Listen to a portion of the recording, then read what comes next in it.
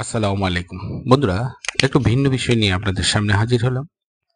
আপনারা ইতিমধ্যে জানেন বঙ্গবন্ধু স্যাটেলাইট সম্পর্কে। বঙ্গবন্ধু স্যাটেলাইটের মেয়াদকাল সম্পর্কে আপনাদের কৌতূহল থাকতে পারে, আর সেই কারণেই আমি এই আর্টিকেলটি নিয়ে আসছি। বঙ্গবন্ধু স্যাটেলাইট 1 এটি কমপক্ষে 15 বছর ব্যবহারের জন্য তৈরি করা হয়েছে।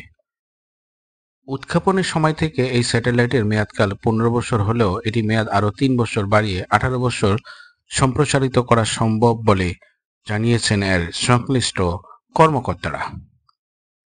বঙ্গবন্ধু স্যাটেলাইট 1 কৃত্রিম উপগ্রহটি সম্পূর্ণ চালু হওয়ার পর বাংলাদেশের ভূকেন্দ্র থেকে নিয়ন্ত্রণ করা হচ্ছে।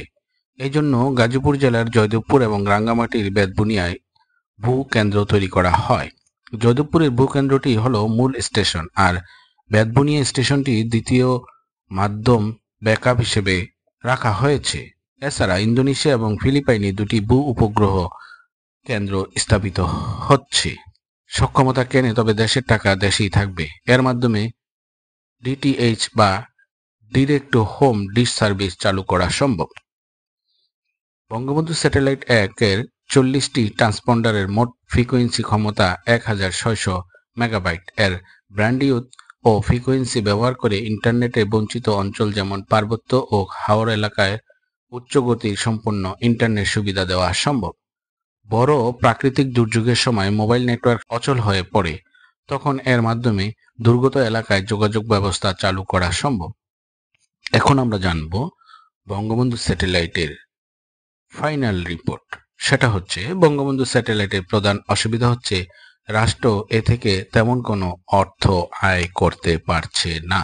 এটা আমাদের জন্য দুঃখজনক, কারণ আমরা যখন বঙ্গবন্ধু স্যাটেলাইট তৈরি করি তখন আমরা আগে থেকেই কোনো কাস্টমারকে বিষয়টা পরিষ্কার জানাইনি এবং কাস্টমারের সাথে অগ্রিম কোনো চুক্তিপত্র করিনি। এবং বাংলাদেশের বেশিরভাগ স্যাটেলাইট টেলিভিশনগুলো বিভিন্ন বিদেশি স্যাটেলাইটের সাথে চুক্তিবদ্ধ থাকার কারণে চাইলেও সেই চুক্তি ভঙ্গ করে নতুন করে বঙ্গবন্ধু স্যাটেলাইট 1 এর সাথে সংযোগ নিতে পারছে না। এতে করে আমাদের উদ্ভাবিত বঙ্গবন্ধু স্যাটেলাইট 1 কার্যত দেশের অর্থনৈতিক অগ্রগতিতে তেমন কোনো ভূমিকা রাখছে না। সবাই ভালো থাকবেন, সুস্থ থাকবেন।